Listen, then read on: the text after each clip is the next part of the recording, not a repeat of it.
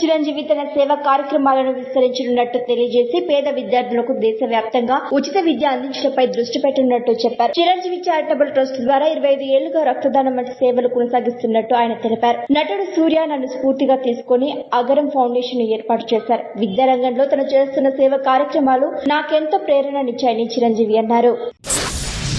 భూమి పెడ్నేకర్ తన సినీ ప్రయాణంలో పాత్రల కోసం ఎన్నో శారీరక మార్పులు చేసుకున్నానని, వాటి వల్ల నష్టాలు ఎదురైనా పరిశ్రమలో నిలబడ్డానని తెలిపింది. తన ఆలోచనలకు సరిపోని భారీ బడ్జెట్ సినిమాలను కూడా తిరస్కరించినట్టు చెప్పింది. సోషల్ మీడియాలో ట్రోల్స్ గురించి మాట్లాడిన ఆమె భవిష్యత్తులో చిత్ర నిర్మాణంలోకి రావాలని ఆసక్తి ఉందని తెలిపారు. దురంధర్ 2 భారీ విజయంపై దర్శకుడు ఎస్ఎస్ రాజమౌళి, హీరో రణ్వీర్ సింగ్, దర్శకుడు ఆదిత్యధర్ ను ప్రశంసించారు. సినిమా భావోద్వేగాలు, కథనం, సాంకేతిక అంశాలు అద్భుతంగా ఉన్నాయని తెలిపారు. రణ్వీర్ ద్విపాత్రాభినయం, ముఖ్య సన్నివేశాల్లో నటన ప్రత్యేకంగా ఆకట్టుకుందని చెప్పారు. 4 గంటల నిడివి ఉన్న ఇలాంటి సినిమాను తీయాలంటే ఎన్నో గట్స్ ఉండాలని అన్నారు రాజమౌళి.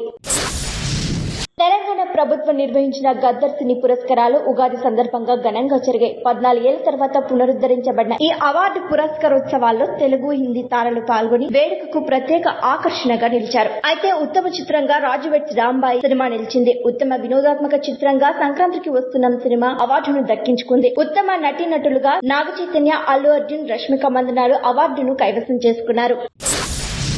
అబ్బాస్ 2015 తర్వాత మళ్లీ హ్యాపీ రాజ్ సినిమాతో రీఎంట్రీ ఇస్తూ కీలక పాత్రలో కనిపించనున్నారని దర్శకుడు రాజా తెలిపారు. అయితే ముందుగా నవీన్ పోలిశెట్టిని సంప్రదించగా ఆయన తేదీలు అందుబాటులో లేకపోవడంతో అబ్బాస్ ను సంప్రదించినట్లు ఆయన చెప్పారు. ఈ సినిమా తమిళంతో పాటు తెలుగులోనూ ఈ నెల 27న విడుదల కానుంది.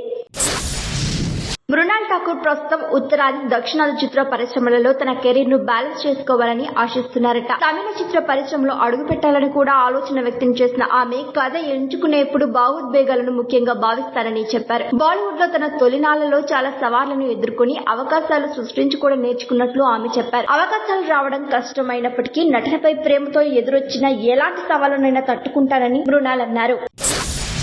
టాలీవుడ్ ప్రేక్షకులకు మగధీర షేర్ ఖాన్ గా, భద్రాచలం పేదల పాలిట పెన్నిదిగా సుపరిచితుడైన శ్రీహరి మరణం ఇంకా ఒక తీరని లోటుగా మిగిలింది. సుద్దాల అశోక్ తేజ మాట్లాడుతూ మేస్త్రీ సినిమా సమయానికి శ్రీహరి ఆరోగ్యం క్షీణించిపోయింది. అయితే భద్రాచలం సినిమాలో పుష్టిగా కనిపించిన ఆయన ఆ తర్వాత సన్నబడ్డారని అన్నారు. అతిగా పాన్ తినడం వల్లే ఆయన కాలేయం దెబ్బతిన్నట్లు మాకు తెలిసిందని, అయితే అదే ఆయన మరణానికి కారణమైందని సుద్దాల ఆవేదన వ్యక్తం చేశారు. గత 2 సంవత్సరాలుగా డ్రగ్స్ ఆరోపణలు, న్యాయ పోరాటం, మానసిక క్షోభతో బాధపడిన సీనియర్ నటి హేమ 2024లో బెంగళూరు ఎలక్ట్రానిక్ సిటీ సమీపంలోని జిఆర్ ఫామ్ హౌస్ పై పోలీసులు చేసిన దాడిపై తీవ్ర అసహనం వ్యక్తం చేశారు. ఆ సమయంలో ఆమెతో పాటు పలువురు ప్రముఖుల పేర్లు ఛార్జ్ షీట్ లో చేర్చడం ఆ బాధను ఎప్పటికీ మర్చిపోలేనని అన్నారు. హేమ మాట్లాడుతూ ఇక నిజం తేలే వరకు ఎవరి దోషులుగా చూడడం సరైంది కాదని, కోర్టు తీర్పు తన నిజాయితీకి నిదర్శనమని, చివరికి గౌరవం దక్కిందని ఆమె అన్నారు. ఆస్కార్ వేడుకలో ఉత్తమ అంతర్జాతీయ ఫీచర్ ఫిల్మ్ అవార్డును భారతీయ నటి ప్రియాంక చోప్రా, స్పానిష్ నటుడు జేవియర్ బార్డెమ్లతో కలిసి అందజేశారు. బార్డెమ్ అవార్డు ప్రకటించే ముందు నో వార్, ఫ్రీ పాలస్తీన్ అంటూ ఆశ్చర్యకర వ్యాఖ్యలు చేశారు. అయితే అతని మాటలకు ప్రేక్షకులు హర్షం వ్యక్తం చేశారు.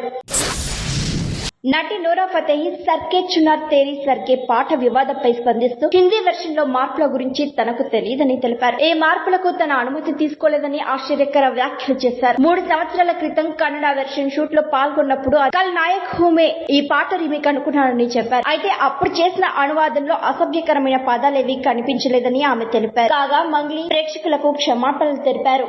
ఇది ఈ వారం మూవీ అప్డేట్స్. ఈ వీడియోను లైక్ చేయండి, షేర్ చేయండి. మరిన్ని లేటెస్ట్ వీడియోల కోసం News18 తెలుగు యూట్యూబ్ ఛానల్ ను సబ్స్క్రైబ్ చేసుకోండి.